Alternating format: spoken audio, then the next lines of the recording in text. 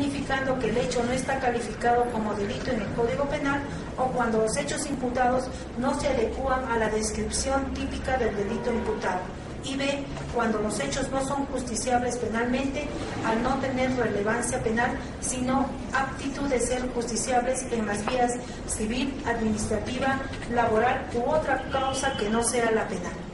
2.3. En el presente caso, el hecho central denunciado es en esencia la presunción de que el querellado fue el origen de la publicación a través de un medio de comunicación escrito de afirmaciones sobre el cobro irregular de dinero, usado para el pago de un crédito hipotecario del querellante a cambio de ordenar las autorizaciones y no decir nada ni hacer nada referente a la depredación de los muros incas de una obra realizada por el Hotel Marriott y el Centro Comercial Imazuma, hecho que al ser falso perjudica el honor y reputación del querellante. Este supuesto sí se encuentra calificado como delito en el Código Penal y se adecúa a la descripción típica del delito de difamación imputado, porque está calificado como tal por el tercer párrafo del artículo 132 del Código Penal, al subsumirse dentro de la descripción de su primer párrafo en el sentido que comete delito contra el honor en la modalidad de difamación el que, ante varias personas reunidas o separadas, pero de manera que pueda difundirse la noticia, atribuye a una persona un hecho, una cualidad o una conducta que pueda perjudicar su honor o reputación, disponiendo una sanción mayor ante el supuesto de comisión por medio del libro, la prensa u otro medio de comunicación social. 2.4. En efecto, el medio de defensa técnica incoado se sustenta en dos afirmaciones. A, que dicha publicación no la realizó el querellado, y B, que nunca realizó dichas afirmaciones, porque inclusive el autor de las mismas, el señor Pedro Tamayo Herrera, quien es el director o el editor de la columna Chucurrico del Diario El Sol, quien así lo aclaró en otra publicación en la misma columna de fecha 7 de octubre del 2009. Tales fundamentos significan también dos pretensiones del excepcionante: cuestionar la posible irresponsabilidad del autor de los hechos denunciados y B, cuestionar que el hecho delictivo se haya producido. El objeto principal de un proceso judicial penal es poder dilucidar si efectivamente se produjeron o no los hechos denunciados y además si es que el acusado está o no vinculado como autor o partícipe. Todo sobre la base de la acusación, por lo que sin perjuicio de las garantías procesales reconocidas por la Constitución y los tratados de derecho internacional de derechos humanos aprobados y ratificados por el Perú y mediante el juicio que debe ser oral, público, con inmediación y contradicción en la actuación probatoria, observando en su desarrollo los principios de continuidad del juzgamiento, concentración de los actos del juicio, identidad física del juzgador y presencia obligatoria del imputado y su defensor. Dicha dilucidación se determina en sentencia, mas no en resolución de previo y especial pronunciamiento, como es la que exige la excepción analizada, por lo que no podrá ser amparada. 2.5. Respecto de la excepción de falta de legitimidad para obrar del querellado,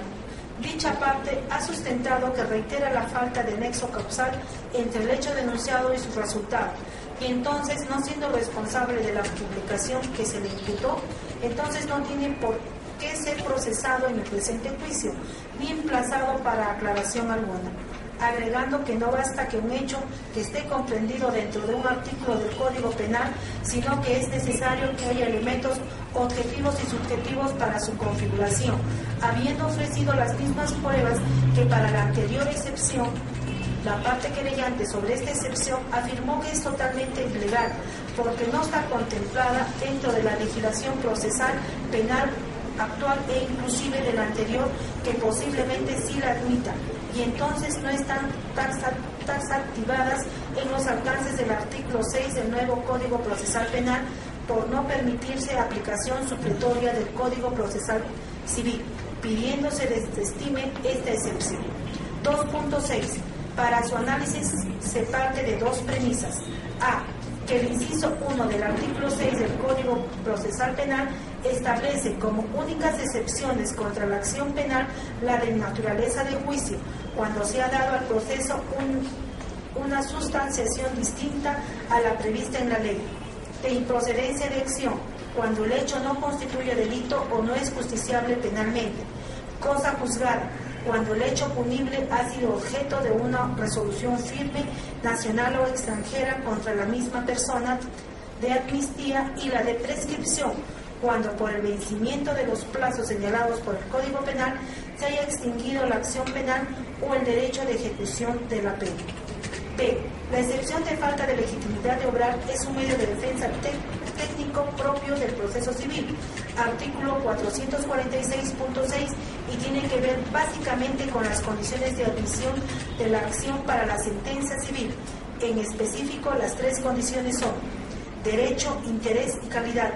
Esta última está relacionada con la vinculación que debe existir entre la persona que demanda y el derecho que le asiste, pero además entre la persona demandada y la obligación de satisfacer la pretensión que se demanda, institución que por antonomasia es el derecho y del derecho civil. En un proceso penal, la calidad tiene que ver con la vinculación entre la persona imputada con el autor o partícipe del hecho imputado, y ese cometido se denomina responsabilidad penal, que constituye uno de los fines de la determinación del juicio oral para la sentencia. Por tanto, al no poderse aplicar ni siquiera supletoriamente la excepción propuesta en un proceso penal por tener fines e instituciones distintos, tampoco se amparará esta excepción. 3. Exposición de derechos y cuestionamiento de responsabilidad. Acto seguido se indicó al querellado los derechos que le otorga la Constitución y la ley, preguntándosele si se considera o no responsable del delito objeto de la querella y responsable de la reparación civil pretendida, respondiendo negativamente y más bien afirmando sentirse inocente de los cargos formulados en su contra, por cuyo efecto se continuó con la secuela del juzgamiento. 3.1.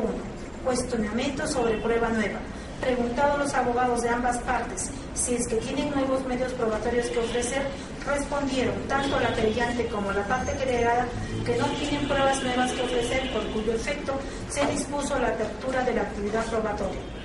Actuación y organización de pruebas admitidas. 3.2.1. Pruebas admitidas al querellante. Examen del querellado José Heraclio José Cereceda Vergara, quien dijo que es director de Transparencia y Acceso a la Información de la Comisión de Juristas del Cusco. Afirmó que no hizo realizar la publicación que se le imputa, que no es su autoría, que no concedió entrevista alguna, ni vio el editor de la columna al Tuco y Rico. Que en fecha 23 de septiembre del 2009 sí se reunió con Nancy Vargas López por cuestiones de trabajo sobre su defensa en un proceso judicial ante la primera sala penal, quien no fue su abogada. Que al señor Tamayo solo lo conoce porque deambula por el palacio, quien habría emitido criterios subjetivos tomando su nombre y que desconoce algún tipo de interés de él, que solo se enteró de la publicación cuando recibió una carta notarial del abogado y a la vez hermano del querellante, a quien contestó por otra carta notarial redactada por la doctora Nancy Vargas, responsabilizando de esa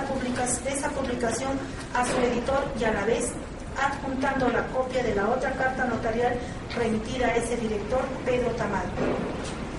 Carta que no fue respondida. Que al querellante recién lo conoce, que nunca tuvo problemas con él, que con este proceso se trata de acallar la defensa irrestricta del patrimonio y si se hizo alguna observación solo fue institucional, mas no como persona. B. Examen del testigo Raúl Prado Tizón, quien dijo que es contador público de profesión, que lleva la contabilidad del querellante por aproximadamente 5 años y por lo tanto es subordinado. Que el querellante solo tiene ingresos que provienen de ser director del INC y profesor universitario, ganando mensualmente un aproximado de 6.500 nuevos soles, sin otro ingreso extraordinario a septiembre del 2009 o más tiempo. Que no hace los pagos de obligaciones tributarias del querellante y que sobre los hechos de la denuncia solo conoce referencialmente. C. Examen de Valerio Leoncio Romero Díaz, quien dijo que trabaja desde el 18 de febrero del 2007 para el INC del Cusco, que su cargo es chofer del querellado, el único chofer, accediendo a su trabajo porque se presentó y tomaron los contratos, que lo contrató el querellante durante su periodo, que sí tiene noticia de los hechos, que sabe que la denuncia es por una publicación y por tanto es testigo referencial. En un inicio no recordó qué hizo el día 23 de septiembre de 2009 entre las 11 y 11:30 de la mañana, pero luego sí recordó que estuvo en un taller, agregando que no es cierto que llevó $26,000, que no participó en ningún pago, ni tampoco realiza actos personales del querellante, sino solo institucionales. Examen de Paulino Carlos Farfán, quien dijo es director y accionista mayoritario del diario El Sol del Cusco, con control de la dirección del periódico, que sí estuvo trabajando el 23 de septiembre del 2009, que sí conoce al señor Pedro Tamayo Herrera porque es un colaborador ad honorem, sin horario fijo y que está a cargo de la edición de la columna El Tucuy Ripple de ese diario, que conoce a dicho periodista desde hace un tiempo considerable y que los periodistas de ese diario laboran con total independencia, por lo cual reconoce que existe en la parte inferior de esa columna la expresión la empresa no se solidariza necesariamente con las expresiones vertidas en esta columna. Al ser leído el contenido de lo publicado en esa columna el 24 de septiembre del 2009 y también lo publicado el 28 de septiembre del 2009, ha reconocido que corresponde también al diario El Sol, afirmando que esa columna se refiere a comentarios, que no vio la publicación ni vio o escuchó ninguna entrevista, que conoce al querellante como director del INC y que su empresa a veces contrata servicios con el INC como cualquier otra institución.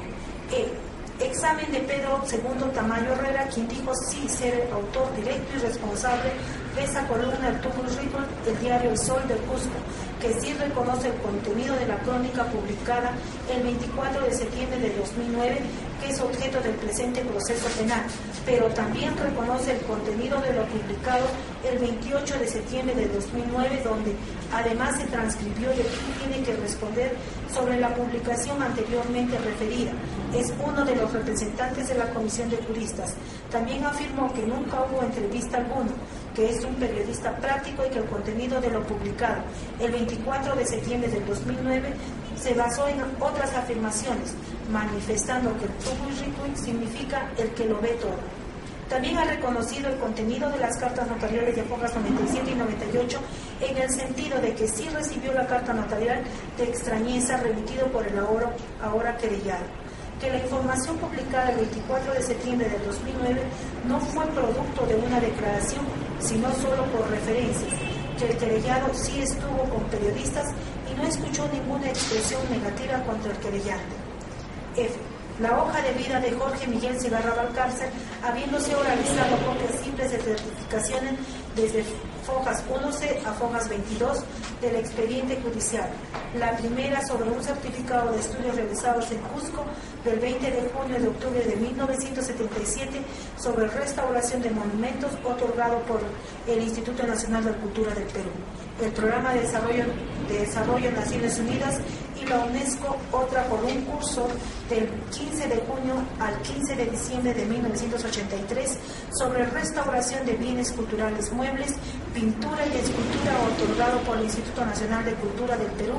la OEA y el Convenio Andrés Bello. Otra sobre reconocimiento de su labor y compromiso con la defensa del patrimonio cultural de la nación y participación, el programa de voluntariado. Defensores del Patrimonio Cultural del 1 de febrero de 1997, el programa de voluntariado de Defensores del Patrimonio Cultural de la UNESCO, certificado de exposición en Cusco del 19 al 23 de septiembre del 2005, sobre el 8º coloquio de un diario de la Organización de Ciudades del Patrimonio Mundial otorgado por la Municipalidad de Cusco. La Organización de Ciudades Patrimonio, ya referida entre otras, pero además un certificado idéntico en la que se refiere su calidad de participante, certificado de ponente en el primer seminario de Historia, Turismo, Patrimonio y Cultura del 10 al 12 de marzo del 2008, otorgado por la USAC, el Gobierno Regional del Cusco, la carrera profesional de Historia de la USAC y el Lister Tour un certificado como ponente en el primer Congreso Nacional de Derecho Patrimonial y Patrimonio